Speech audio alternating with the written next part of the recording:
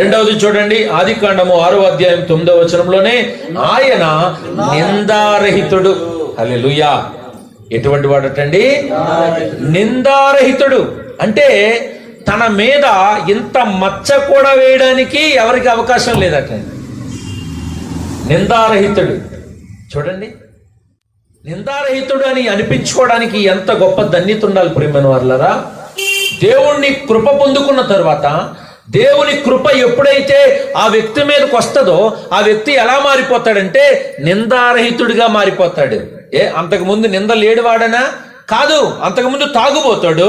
అరే వీడు ఎక్కడ పడితే అక్కడ పడిపోతాడరా, ఎవరిని పెడితే వారిని కొడతాడరా, ఎవరిని పెడితే వారిని బూతులు తిడతాడరా అనేటువంటి ఒక వ్యక్తి మారిపోయి దేవుని కృపను పొందుకుని మందిరానికి వెళ్తూ దేవుని ఆరాధనకు యోగ్యుడిగా తయారైతే, అటువంటి వ్యక్తిని చూసి మనం ఏం చెప్పుకుంటాం? ఈడులో ఏ పాపం లేదురా, ఈడు నిందారహితుడిగా ఉన్నాడు.